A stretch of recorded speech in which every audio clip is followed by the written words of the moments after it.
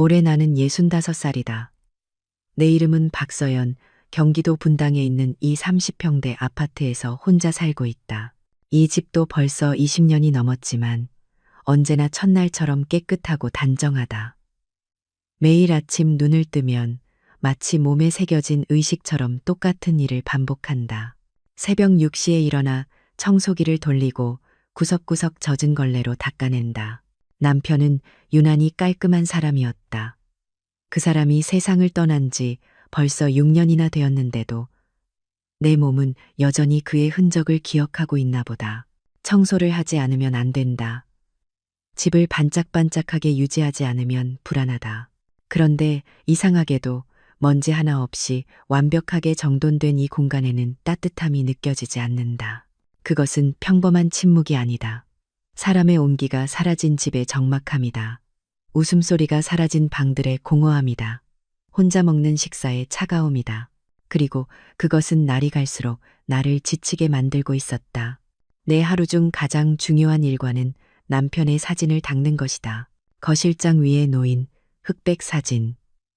나무 액자에 정성스럽게 담긴 그 사진 속에서 남편은 환하게 웃고 있다. 참 따뜻한 미소다. 남편은 평생을 교직에 몸담은 훌륭한 선생님이었다. 40년 동안 교육에 헌신하며 수많은 제자들의 마음속에 깊은 흔적을 우리가 함께한 40년 동안 이 집은 단 한 번도 조용한 적이 없었다.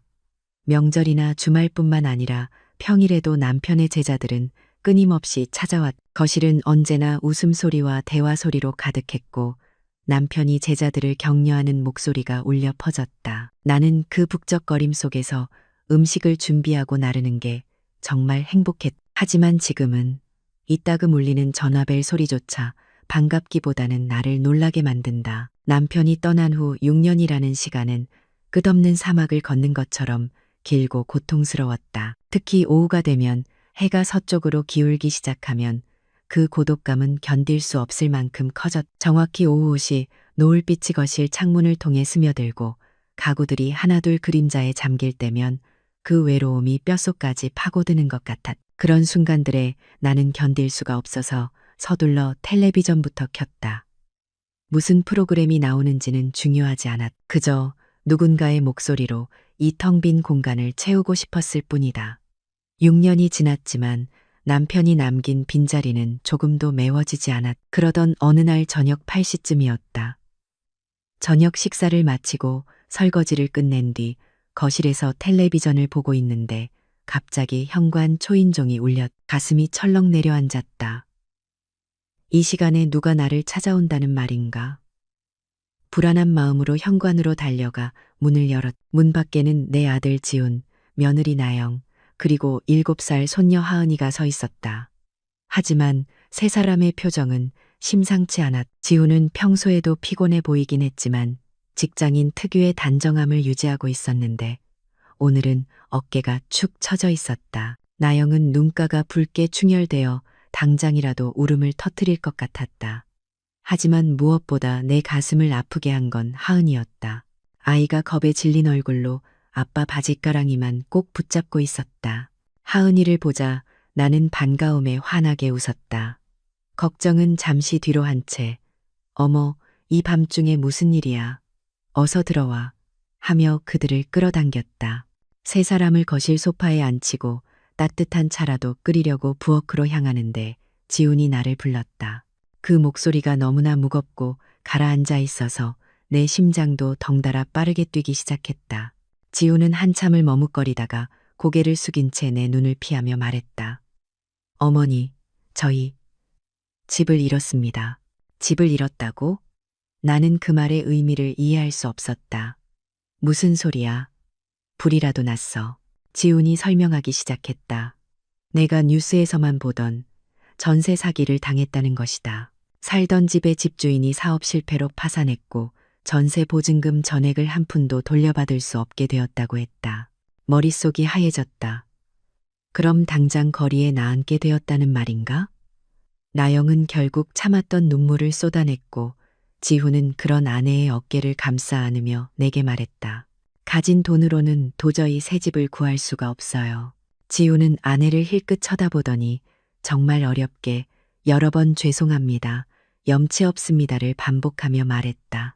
어머니, 정말 죄송하지만 몇 달만이라도, 잠시만이라도 어머니 댁에 신세를 져도 될까요? 여러분, 그 순간 내가 무슨 생각을 했는지 아는가? 물론 아들 내외가 안타까웠고 그 큰 돈을 잃었다니 가슴이 무너지는 것 같았다. 하지만 솔직히 말하자면 내 마음속에는 걱정보다 더 강렬한 감정이 밀려왔다. 바로 기쁨이었다. 엄청난 기쁨. 아, 이제 나는 혼자가 아니구나. 이 고요하던 집에 다시 사람이 살게 되는구나. 나는 지훈의 말이 끝나기도 전에 소리쳤다. 무슨 소리를 하는 거야? 당연히 들어와야지.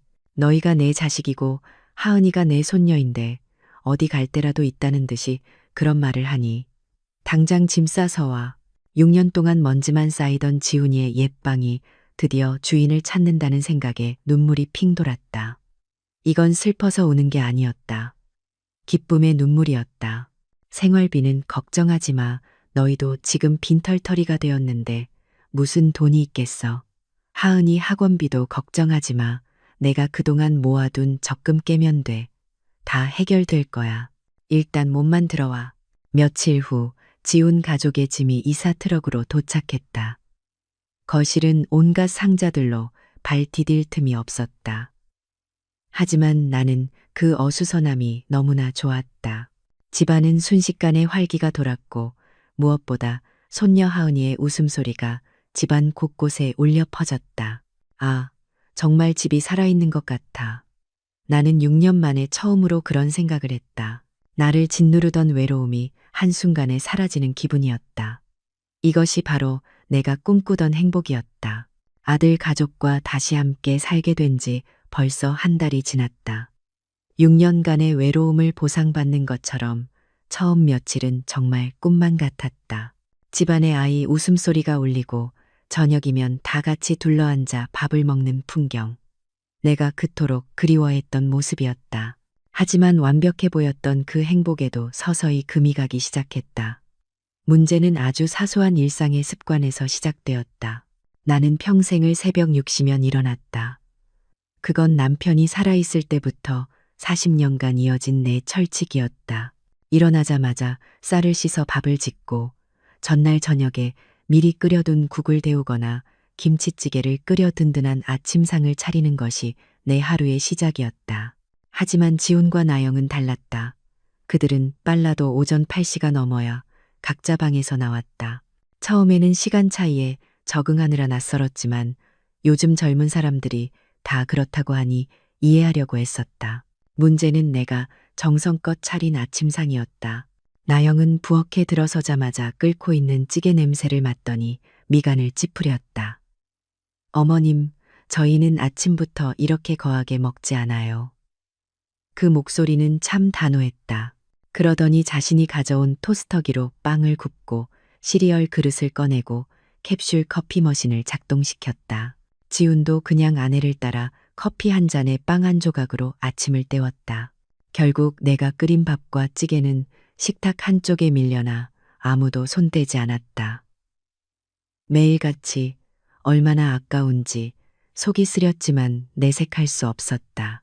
지훈과 나영이 출근 준비로 분주한 사이 나는 식어버린 찌개를 가스레인지에 다시 데워 혼자 아침을 먹었다. 그때부터였던 것 같다. 집이 다시 북적거리게 되었는데도 내 마음 한쪽이 다시 시려오기 시작한 것이. 그렇게 사소한 어긋남들은 시간이 갈수록 더 날카로운 균열이 되어갔다. 시간은 흘러 초겨울이 되었다. 우리 집 연례 행사인 김장을 준비할 때가 온 것이다. 내가 결혼하고 40년 동안 단 한 해도 거르지 않았던 내게는 아주 중요하고 성스러운 의식 같은 일이었다. 남편도 아이들도 내가 담근 김치 없이는 밥을 못 먹었다. 거실 가득 배추를 쌓아놓고 소금에 절이면서 나는 거실 소파에 앉아 스마트폰만 들여다보고 있는 나영에게 말을 건넸다. 나영아, 이리 와서 마늘 좀 같이 까줄래? 예전에는 이맘때면 동네 아주머니들이랑 같이 시끌벅적하게 했는데 이제는 며느리가 있으니 얼마나 든든한지 몰라. 나는 진심으로 기대했다. 며느리와 함께 김장을 하면서 정도 쌓고 우리 집안의 전통도 물려주고 싶었. 나영은 마지못해 소파에서 일어나 거실로 나왔다. 그런데 갑자기 손으로 코를 막는 것이었다. 그 표정이란 마치 쓰레기 더미라도 본 사람처럼 역겨워하는 얼굴이었다. 어머님, 이게 다 무슨 냄새예요? 너무 심한데요. 나영의 목소리에는 노골적인 불쾌함이 담겨 있었다. 젓갈 냄새와 소금 냄새가 섞여 강하긴 했지만 그건 김장의 당연한 냄새 아닌가. 나는 당황해서 말했다. 김장할 때 원래 이런 냄새 나는 거야. 나영은 한 걸음 뒤로 물러서며 말했다. 요즘 세상에 누가 집에서 이렇게 힘들게 김장을 해요? 냄새도 지독하고 손도 엄청 가는데. 그리고 시작되었다. 그 친정 이야기가. 우리 친정은 강남에서 큰 레스토랑 체인을 하잖아요. 우리 엄마는 매년 백화점 식품관에서 프리미엄 수제 김치를 예약 주문하세요. 그게 훨씬 위생적이고 깔끔해요. 무엇보다 집안에 이렇게 냄새 뵐 일이 없으니까 좋죠.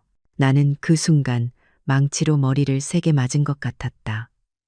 내 40년 전통과 자부심이 며느리의 말 한마디에 냄새나고 비위생적인 구시대 유물이 되어버린 것이다. 나는 아무 대꾸도 못하고 그저 소금물에 절여지는 배추만 멍하니 바라봤다. 결국 그 많던 배추와 무는 나 혼자 다 처리해야 했다. 나영은 더 이상 거실에 나오지 않았고 지우는 회사 일로 바빴다. 며칠 밤을 꼬박 새워 혼자 김장을 마쳤다. 손은 얼얼하고 허리는 끊어질 것 같았지만 더 아픈 건 몸이 아니라 마음이었다. 정성껏 담근 김치를 김치냉장고에 넣으면서도 기쁘지가 않았다.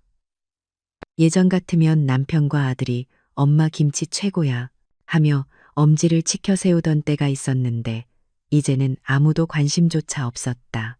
그 김장 사건 이후로 나는 나영의 눈치를 더 보게 되었다.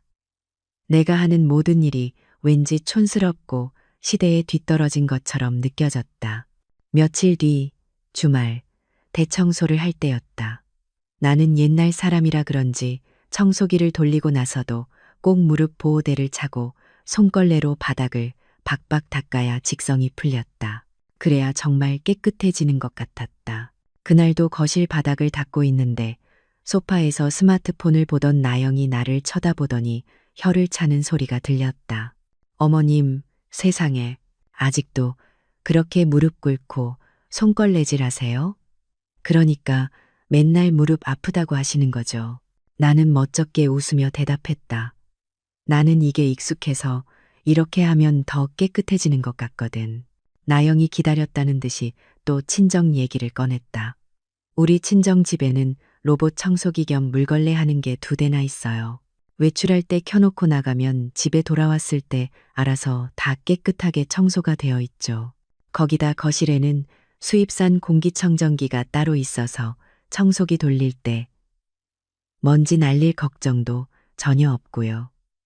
그게 훨씬 편하고 위생적이고 고급스럽잖아요. 나는 할 말을 잃었다. 며느리 말이 틀린 건 하나도 없었다.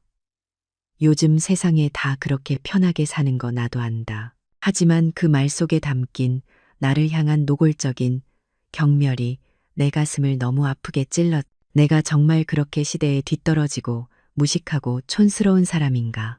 손에 쥐고 있던 걸레가 축축한 건지 내 눈가가 축축한 건지 알 수가 없었다. 그렇게 며칠이 또 흘렀다. 이제는 내 집인데도 내가 하는 모든 행동이 촌스럽고 틀린 것 같아 스스로를 검열하게 되었다. 나는 30년 넘게 가계부를 쓰고 마트 전단지를 꼼꼼하게 확인하는 습관이 몸에 배어 있었다. 남편이 박봉의 교사 월급을 받을 때 그렇게 아끼고 모아서 우리 지훈이 대학까지 다 가르쳤다는 자부심이 있었다. 그날도 나는 식탁에 앉아서 마트 전단지에 나온 1,000원 할인 쿠폰을 가위로 정성껏 오리고 있었다. 휴지, 세제, 라면 같은 생필품들의 할인 쿠폰이었다. 그때 커피를 들고 식탁에 앉은 나영이 그 모습을 보더니 웃음을 터뜨렸다. 어머님, 정말 이상하세요. 요즘 세상에 그런 걸 누가 가위로 오려요? 그거 다 스마트폰 앱으로 하는 건데. 나는 그냥 멋쩍게 웃었다. 나는 그런 거 잘못해서 이게 편해. 나영이 고개를 저으며 또 친정 이야기를 꺼냈다. 우리 친정은 사업을 크게 하셔서 식구 중에 그런 푼돈 신경 쓰는 사람이 아무도 없어요. 요즘은 시간이 돈인 거 모르세요?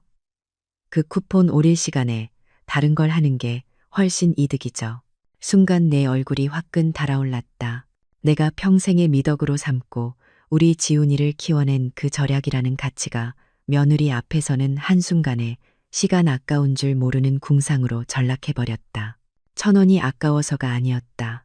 내 삶 전체를 부정당한 것 같은 모멸감이 들었다. 나는 그날 밤 도저히 참을 수가 없어서 퇴근하고 돌아온 지훈을 붙잡았다. 방으로 들어가는 아들을 붙잡고 정말 어렵게 말을 꺼냈다.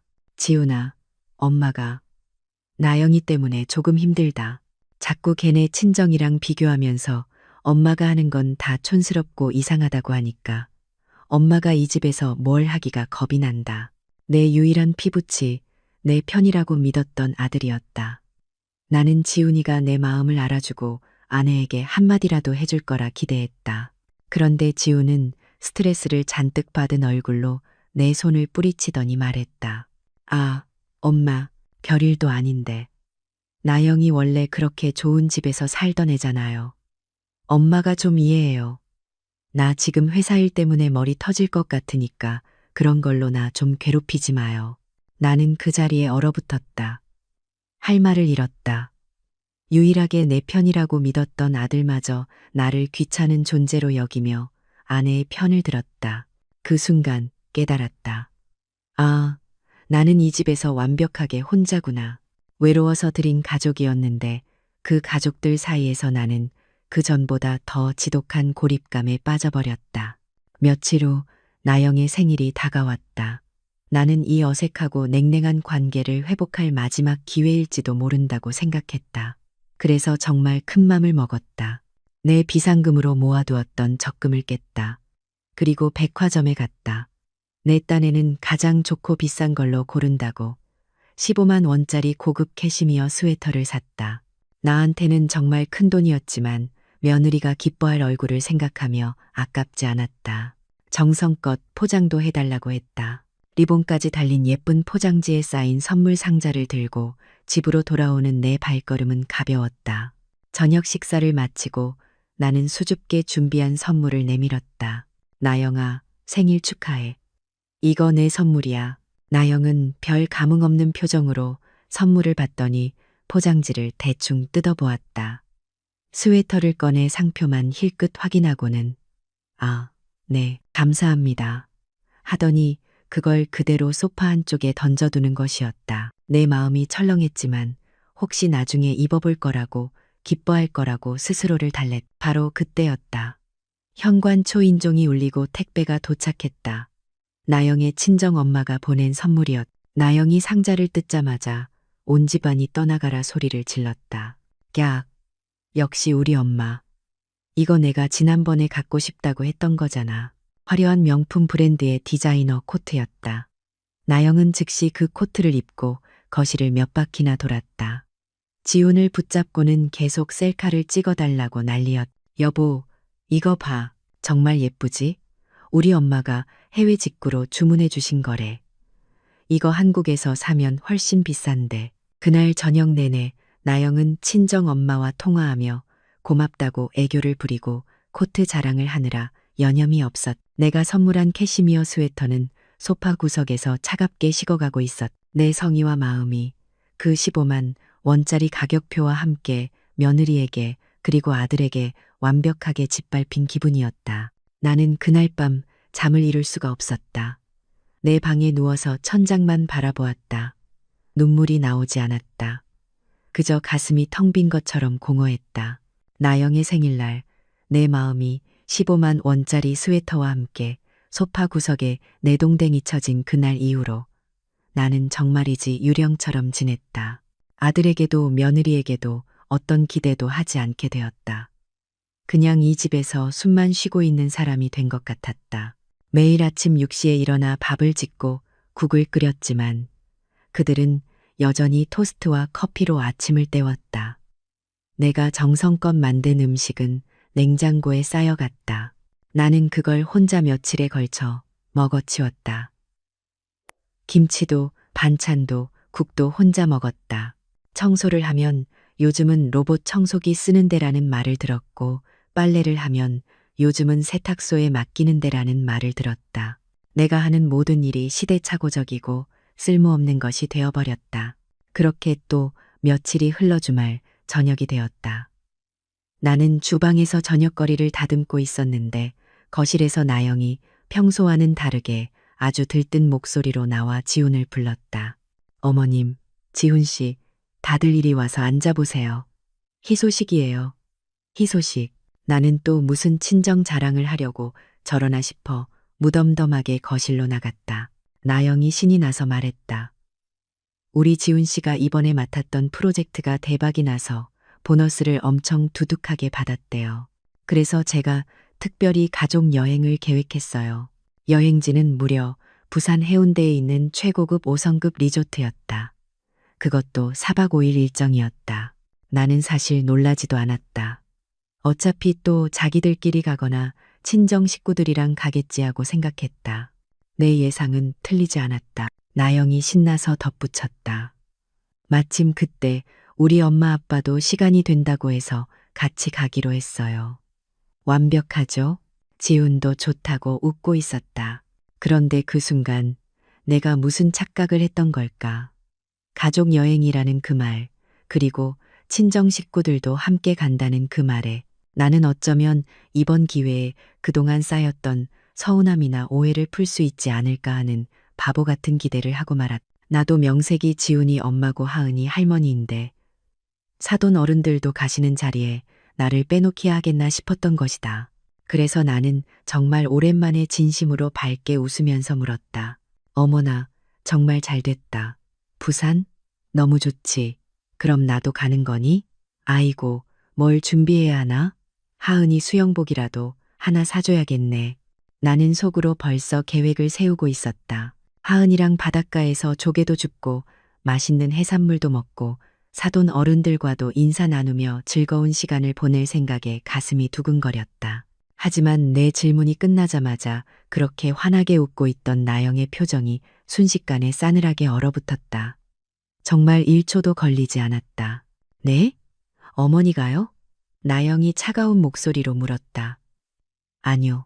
그 한마디에 내 심장이 멎는 것 같았다. 나영은 마치 내가 무슨 말도 안 되는 소리를 했다는 듯이 나를 위아래로 훑어보며 말했다. 이건 저희 가족, 그러니까 지훈 씨랑 하은이, 그리고 저, 이렇게 셋이랑 저희 부모님만 가는 여행이에요. 나는 그 말뜻을 바로 이해하지 못했다. 그래서 나는 가족이, 아니, 말을 더듬거리는 나를 보며 나영은 일말의 망설임도 없이 아주 잔인하게 확인 사살을 했다. 솔직히 말씀드릴게요, 어머님. 나영이 팔짱을 끼고 나를 똑바로 쳐다봤다. 이 여행 경비 전부 지훈 씨가 받은 보너스로 가는 거잖아요. 그 눈빛이 꼭 벌레 보는 눈빛이었다. 어머니가 그 보너스 버는데 1원이라도 보태셨어요? 침묵이 흘렀다.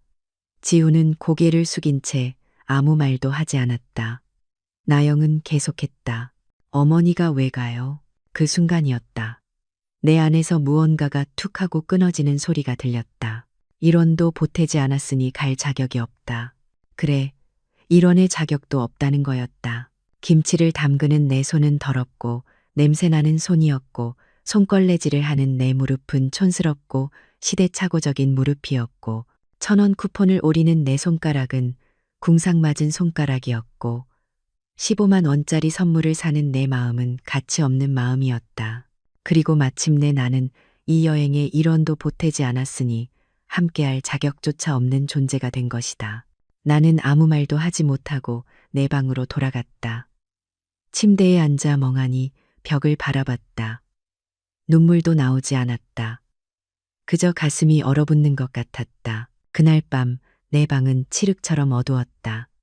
하지만 지훈과 나영의 방에서는 뭐가 그렇게 즐거운지 부산 리조트를 검색하며 까르르 웃는 소리가 벽을 뚫고 넘어왔. 여보, 이거 봐. 오션뷰 객실이래. 침대에서 바로 바다가 보인대. 우와, 수영장도 엄청 크네. 하은이 완전 좋아하겠다. 우리 엄마 아빠랑 같은 층에 방 잡을까? 아니면 다른 층? 레스토랑 식사도 포함이래. 조식 뷔페 진짜 맛있다던데. 그들의 즐거운 웃음소리를 들으며 나는 침대에 석상처럼 굳어 앉아 있었다. 심장이 차갑게 식어가는 게 느껴졌다. 그래, 내 말이 맞다. 나는 너희 보너스에 1원 한 장 보태지 않았지. 하지만 이 집은 너희가 1원 한 장 보태지 않고 눌러앉아 사는 내 집이다. 그동안 내가 왜 그걸 잊고 살았을까? 외로움이 뭐라고, 그깟 사람 온기가 뭐라고, 내 집에서 이런 모욕을 당하면서도 내가 왜 참고 살았을까? 눈물이 나오지 않았다. 대신 아주 차가운 결심이 섰다. 내가 이 집에서 나갈 필요가 없다. 나를 존중하지 않는 저들을 나를 가족으로도, 아니, 1원의 가치도 없는 사람으로 취급하는 저들을 내보내면 된다. 나는 조용히 스마트폰을 켰다. 액정 불빛에 내 얼굴이 비쳤는데 참 낯선 얼굴이었다. 예전에 인자하고 온화하던 박서연이 아니었다.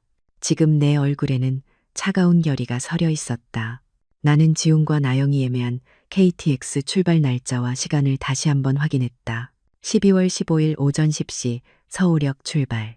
그리고 검색창을 열었다. 분당 당일 용달 이사. 디지털 도어락 비밀번호 변경. 디지털 도어락 지문 삭제. 내 손가락은 조금도 떨리지 않았다. 오히려 이상할 만큼 침착했다. 용달 이사업체에 전화를 걸어 12월 15일 오전 11시로 예약했다. 도어락 업체에도 전화를 걸어 같은 날 오후 1시로 예약했다. 비밀번호 변경과 등록된 모든 지문 삭제 부탁드립니다. 제 지문 하나만 새로 등록하고요. 네, 고객님. 15일 오후 1시에 방문하겠습니다. 전화를 끊고 나니 기묘한 평온함이 찾아왔다. 40년을 살아온 이 집에서 6년을 혼자 지켜온 이 공간에서 나는 이제 진짜 주인이 될 것이다. 며칠이 지났다. 지훈과 나영은 여행 준비로 들떠 있었다. 새 수영복을 사고 여름옷을 챙기고 카메라를 점검하고 여행 가방을 끌어내 짐을 쌌다. 나는 그 모습을 조용히 지켜봤다. 하은이가 할머니, 우리 부산 가요. 바다 보러 가요. 하고 신나서 말할 때도 나는 그저 그래, 우리 하은이 재미있게 놀다와 하고 머리를 쓰다듬어 줄 뿐이었다. 지우는 내가 섭섭해하지 않는 것이 오히려 이상했는지 물었다. 어머니, 괜찮으세요? 저희만 여행 가는데. 나는 환하게 웃으며 대답했다. 괜찮아, 너희 잘 다녀와. 나도 그동안 절에라도 다녀올까봐. 절이요? 응. 강원도에 좋은 템플스테이 프로그램 있다던데 거기라도 다녀오려고. 나도 좀 쉬고 싶어서. 지훈은 안심한 듯 고개를 끄덕였다. 아, 그러세요. 그럼 다행이네요. 어머니도 쉬시면서 좋은 시간 보내세요. 나영은 내 대답을 듣고도 아무런 관심을 보이지 않았다. 그저 자기 짐 싸는 데만 열중했다. 드디어 12월 15일 아침이 밝았다. 출발일이었다. 지훈, 나영, 하은이가 거실에서 커다란 여행 가방을 끌고 현관으로 나섰다. 나는 그날 아침 내 평생 최고의 연기를 했다. 조심히 다녀와. 하은아, 할머니 생각 안 나도 돼. 재미있게 놀다 와야 해. 나는 하은이 주머니에 10,000원짜리 지폐 5장을 쥐어주었다. 지훈아, 운전 조심하고. 나영아, 부모님께 안부 전해. 나영은 네, 어머님, 5일 뒤에 봬요. 집 잘 보고 계세요. 하고는 신경 쓰지 않는다는 듯 돌아섰다. 현관문이 쾅 하고 닫혔다. 나는 거실 창문으로 세 사람이 아파트를 빠져나가는 것을 지켜봤다. 지훈의 차가 지하 주차장에서 나와 아파트 단지를 벗어났다. 시계를 확인했다. 오전 10시. 지금쯤 그들은 서울역으로 향하고 있을 것이다. 부산행 KTX에 올라타 들뜬 마음으로 5일간의 호화 여행을 꿈꾸고 있을 것이다. 내 얼굴에서 인자했던 미소가 싹 사라졌다. 이제 시작이다. 오전 10시 30분. 지훈 가족이 탄 KTX는 이미 서울역을 출발했을 것이다. 부산까지는 약 2시간 30분. 그들이 도착해서 리조트에 체크인하고 짐을 풀 시간까지 계산하면 오후 2시쯤이면 완전히 여행 모드에 빠져들 것이다. 완벽한 타이밍이었다. 나는 곧장 창고로 향했다. 깊숙이 넣어두었던 대형 종이박스 20개를 하나하나 끌어냈다. 이사할 때나 쓰는 튼튼한 박스들이었다. 청테이프와 유성 매직, 그리고 가위도 챙겼다. 숨을 한번 크게 들이쉬었다. 긴장되지 않았다. 오히려 마음이 이상할 만큼 평온했다. 40년을 참고 살아온 사람의 마지막 결단 앞에서 나는 조금의 망설임도 없었다. 가장 먼저 들어간 곳은 나영의 방이었다. 나를 그토록 비참하게 만들었던 그 공간. 문을 열자 나영 특유의 향수 냄새가 코를 찔렀. 수입 향수라며 자랑하던 그 비싼 향수. 화장대 위에는 나영이 그렇게 자랑하던 화장품들이 가득했다. 프랑스 브랜드, 이탈리아 브랜드, 이름도 발음하기 어려운 그런 것들. 나는 그것들을 신문지에 하나하나 거칠게 싸서 박스 안에 던져 넣었다. 정성스럽게 포장할 이유가 없었다. 이렇게 좋은 것들, 친정 가서 실컷 쓰렴. 옷장을 열었다. 아, 저기 걸려 있다. 나영이 생일날 친정 엄마가 사줬다던 그 화려한 명품 코트. 가격표가 아직 달려 있었다. 198만 원. 내가 평생 모은 적금 달치보다 비쌌다. 나는 코웃음을 치며 그것도 구겨서 박스에 쳐넣었다. 옷장 바닥을 보니 거기 있었다. 내가 선물했던 15만 원짜리 캐시미어 스웨터가 구겨진 채 버려져 있었다. 한 번도 입지 않은 채로 이건 내 거야. 내 돈 주고 산 거니까. 나는 그 스웨터를 따로 빼서 내 방에 가져다 놓았다. 나중에 이웃집 아주머니한테라도 줘야겠다.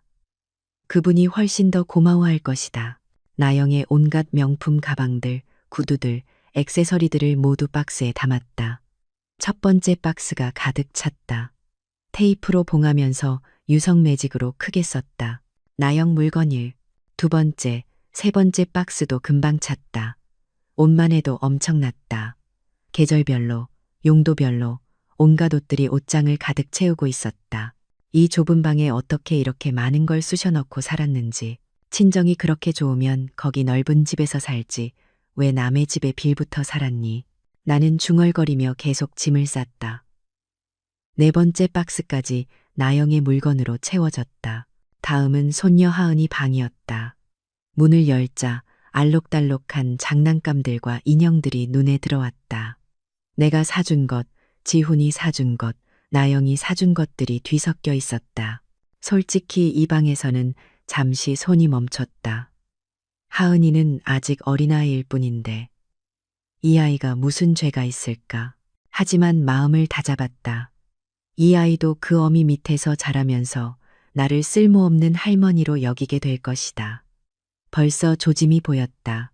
얼마 전 하은이가 유치원에서 돌아와 이런 말을 했었다. 할머니, 우리 친구 지민이네는 할머니가 영어도 할 줄 알고 컴퓨터도 잘한대요. 할머니는 왜 그런 거 못해요? 그때 옆에 있던 나영이 할머니는 옛날 사람이니까 그런 거 모르지 하고 웃었던 기억이 났다. 하은이도 따라 웃었. 그래, 이 아이도 이미 배우고 있었다. 나를 무시하는 법을. 나는 눈을 질끈 감고 하은이의 물건들도 모두 상자에 담았다. 장난감, 인형, 옷, 책, 학용품. 5번째, 6번째 박스가 채워졌다. 책장에 꽂혀 있던 동화책들을 보니 가슴 한쪽이 시렸다. 내가 밤마다 하은이에게 읽어주던 책들이었다. 백설공주, 신데렐라, 미운 아기 오리.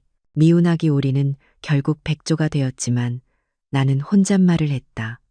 난 평생 오리로 취급받았구나. 마지막으로 지훈의 방이었다. 아들의 방.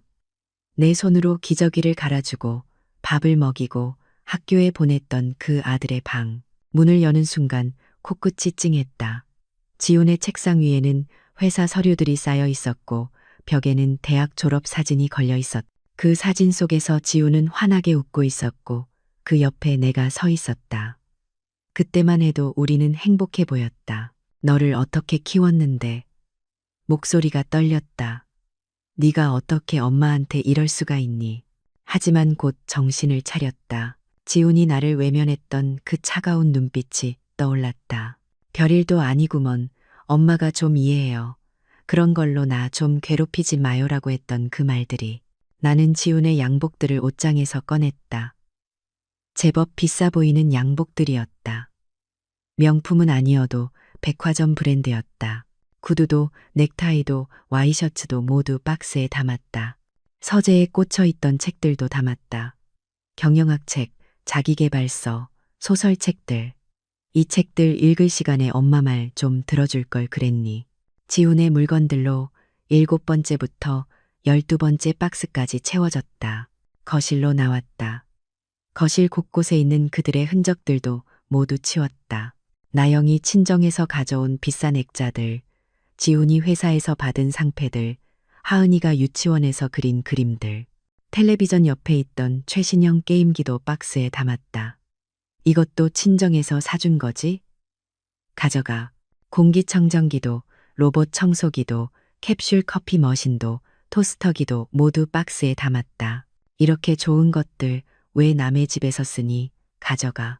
13번째, 14번째, 15번째. 박스가 계속 늘어났다. 부엌으로 갔다. 나영이 사다 놓은 수입 식재료들, 유기농 채소들, 비싼 올리브유와 발사믹 식초들. 이것들도 다 가져가. 냉장고를 열었다. 나영이 먹는다던 그리스 요거트, 수입 치즈, 유기농 우유들 모두 박스에 담았다. 16번째, 17번째 박스. 화장실로 갔다. 수입 샴푸, 린스, 바디워시들. 나영이 어머님이 쓰시는 거랑은 차원이 다르다고 했던 그것들. 16번째 박스에 담았다. 거실 책장 아래에 있던 하은이 교재들과 학습지들도 모두 챙겼다. 19번째 박스. 마지막으로 베란다에 있던 그들의 잡동사니들까지 모두 정리했다. 등산용품, 캠핑용품, 스포츠용품들. 20번째 박스가 채워졌다. 오후 12시 30분. 정확히 2시간 30분이 걸렸다. 거실은 20개의 박스로 가득 찼다. 마치 이사 직전의 집 같았다. 나는 물 한 잔을 마시며 숨을 돌렸다. 등에서 땀이 흘렀지만 기분이 이상하게 상쾌했다. 40년을 살아온 이 집에서 6년을 혼자 지켜온 이 공간에서 드디어 불필요한 것들을 정리하는 기분이었다. 오후 12시 50분 초인종이 울렸다. 용달 이사 기사님이었다. 어머니, 서울 강남구로 가는 거 맞으시죠? 네, 맞습니다. 나는 미리 적어둔 주소를 건넸다. 나영이 늘 자랑하던 그 강남 친정 주소였다. 레스토랑 사업을 한다던 그 부잣집 주소. 박스가 20개네요. 엘리베이터 있죠? 네, 있습니다. 기사님과 함께 온 젊은 남자 2명이 박스들을 하나씩 옮기기 시작했다. 10번 정도 왕복하니 모든 박스가 트럭에 실렸다. 어머니, 받는 분한테 연락은 하셨어요? 아니요, 깜짝 선물입니다. 나는 웃으며 말했다. 그쪽 문 앞에 그냥 쌓아두고 초인종만 눌러주세요. 그럼 알아서 찾아갈 겁니다. 기사님이 고개를 갸웃했지만 더 묻지 않았다. 알겠습니다. 그럼 출발하겠습니다. 트럭이 아파트 단지를 빠져나가는 것을 지켜봤다. 저 20개의 박스가 강남 어느 고급 주택 앞에 쌓일 모습을 상상하니 저절로 미소가 지어졌다. 오후 1시 30분. 2번째 방문자가 도착했다. 도어락 업체 기사님이었다. 비밀번호 변경하시고 지문 다 삭제하신다고요? 네. 제 지문 하나만 새로 등록하고 나머지는 모두 지우고 비밀번호도 완전히 새로 설정해 주세요. 신랑분이랑 싸우셨어요? 기사님이 농담조로 물었다. 남편은 6년 전에 돌아가셨어요. 이제 이 집의 주인은 저 하나뿐입니다. 기사님의 표정이 묘해졌지만 역시 더 묻지 않고 일을 시작했다. 삐리릭 하고 기계음이 울렸다. 등록된 지문이 삭제되는 소리였다. 지훈의 지문, 나영의 지문, 하은이의 지문까지 모두 사라졌다. 새 비밀번호는 어떻게 하시겠어요? 나는 잠시 생각했다. 1209로 해주세요. 12월 9일. 남편의 기일이었다. 이 집의 진짜 주인은 나와 남편뿐이라는 의미였다. 비밀번호 설정 완료되었습니다. 지문도 고객님 것 하나만 등록되었고요. 확인해 보시겠어요? 나는 새 비밀번호를 눌러봤다. 삐 하고 경쾌한 소리와 함께 문이 열렸다. 내 지문을 대보니 역시 삐 하고 열렸다. 완벽했다. 수고하셨습니다. 기사님이 떠나고 나니 집은 다시 고요해졌다. 하지만 이번 고요함은 달랐다. 6년 전 남편이 떠난 후에 그 적막함과는 완전히 달랐다. 이건 외로움이 아니라 평화였다. 불필요한 소음이 사라진 진정한 평화. 나는 거실을 둘러봤다. 지훈의 방, 나영의 방, 하은이 방 모두 텅 비어 있었다. 거실에 있던 그들의 흔적도 모두 사라졌다. 이제 이 집은 다시 내 집이 되었다. 남편의 사진 앞에 섰다. 여보, 제대로 된 결정을 한 것 같아요. 당신도 찬성하시겠죠? 사진 속 남편은 여전히 환하게 웃고 있었다. 주방으로 가서 캐모마일 차를 한 잔 우렸다. 소파에 앉아 차를 마시면서 스마트폰을 꺼냈다. 강원도 산속 깊은 곳에 있는 한 사찰의 템플스테이 프로그램을 검색했다. 일주일 코스 12월 16일부터 22일까지 완벽하네. 예약을 완료했다. 내일 아침 일찍 출발하면 된다. 나도 여행 가야지. 일원도 보태지 않았으니 자격이 없다고 했지? 아니야. 이 집 전체가 내 것이니까 나는 누구보다 자격이 넘쳐. 오후 3시. 지금쯤 지훈 가족은 부산 리조트에 도착해서 짐을 풀고 있을 것이다. 오션뷰 객실에서 바다를 바라보며 감탄하고 있을 것이다. 나영의 부모님과 함께 환영 샴페인이라도 마시고 있을지도 모른다. 즐거운 시간 보내렴. 5일 후가 기대되는구나. 나는 차를 홀짝이며 창밖을 바라봤다. 겨울 오후의 햇살이 따스했다. 이상하게도 마음이 편안했다. 6년간 느꼈던 그 공허함과는 완전히 다른 평온함이었다. 이제 진짜 내 인생이 시작되는 것 같았다.